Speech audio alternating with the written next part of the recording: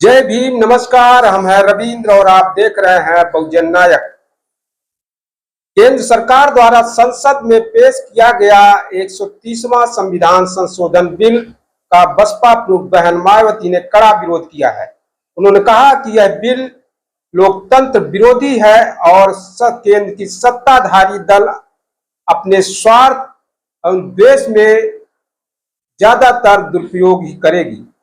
बसपा प्रमुख बहन मायावती ने अपने सोशल मीडिया के जरिए उन्होंने बयान जारी करके कहा है कि केंद्र सरकार द्वारा कल संसद में भारी हंगामे के बीच लाया गया 130वां संविधान संशोधन बिल देश में पिछले कुछ वर्षों से चल रहे राजनीतिक हालातों में यह स्पष्टतः लोकतंत्र को कमजोर करने वाला है और इसका सत्ताधारी पार्टियां अपने अपने लाभ, स्वार्थ और देश में ज्यादातर इसका दुरुपयोग ही करेगी, ऐसी जनता की आशंका है। अतः इस बिल से हमारी पार्टी भी सहमत नहीं है। सरकार इसे देश के लोकतंत्र व संविधान के हित में जरूर पुनर्विचार करे तो यह उचित होगा।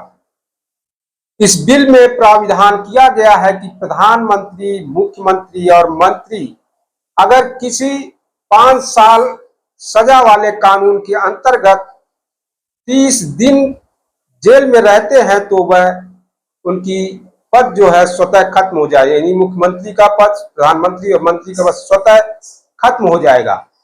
सुनने में तो यह अच्छा लगता है, लेकिन क्या वास्तव में व्यवहारिक है?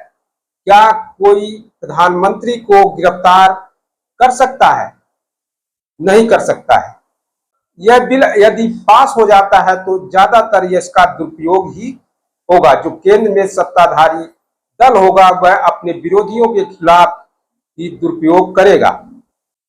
लेकिन क्या यह बिल पास हो पाएगा?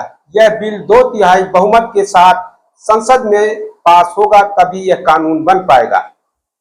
क्या सरकार को नहीं मालूम था कि उसके पास 2/3 बहुमत नहीं है, फिर भी यह बिल संसद में क्यों लाई? अब वह बिल जो है ज्वाइंट पार्लियामेंट्री कमेटी को सौंप दी गई है। अब देखना है कि उस कमेटी में सभी दलों के रहेंगे और वो क्या निर्णय लेते हैं। वैसे देखा जाए तो ईडी और सीबीआई का दुरुपयोग किसी से छिपा नहीं है। जो सत्ताधारी दल होता है केंद्र में, वह हमेशा दूसरे राज्यों में विपक्ष की जो सरकारें होती हैं, ईडी और सीबीआई का दुरुपयोग करके उसे अस्थिर करने की कोशिश करती हैं। वह चाहे कांग्रेस की सरकार रही हो या बीजेपी की सरकार रही हो। जब कांग्रेस की सरकार थी 2004 से लेकर 14 तक का, उस बीच सुप्रीम कोर्ट द्वारा एक निर्णय दिया गया था जिसमें यह कहा गया था कि कोई भी सांसद या विधायक अगर वह उसको 2 साल की सजा हो जाती है तो उसकी सदस्यता स्वतः समाप्त हो जाएगी। इसके बाद केंद्र की जो कांग्रेस सरकार थी वह उसने इसके अगेंस्ट बिल लाई थी, लेकिन इसका राहुल गांधी ने कड़ा विरोध किया, यानी अपनी सरकार का ही उन्होंने कड़ा विरोध किया था और इस बिल को फाड़ दिया था और वह पास नहीं हो सका था। जिसके कारण आज भी अगर किसी को सजा हो जाती है तो अब वह स्वतः उसकी सदस्यता खत्म हो जाती है। अगर वह बिल पास हो गया होता तो वह सदस्यता नहीं खत्म होती, यानी उस जो आदेश सुप्रीम कोर्ट का था उसको बाईपास कर जाता है, यानी सुप्रीम कोर्ट का आदेश खत्म हो जाता है।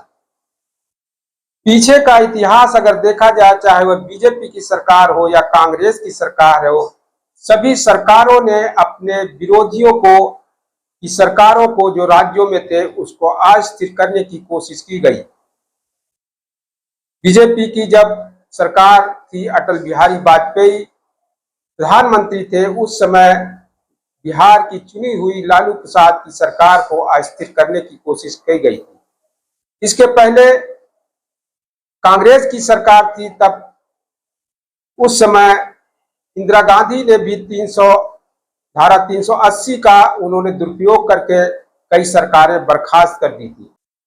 केंद्र में कोई भी सरकार होती है तो वो अपने विरोधियों के खिलाफ सीबीआई और ईडी, इसके अलावा जो 380 धारा जिसके तहत सरकार बर्खास्त कर दी गई, इन सब धाराओं का वह दुरुपयोग करती है। जबकि सरकार बर्खास्त उस स्थिति में की जाती है जब वहां की जो सरकार है देश के खिलाफ काम कर रही हो।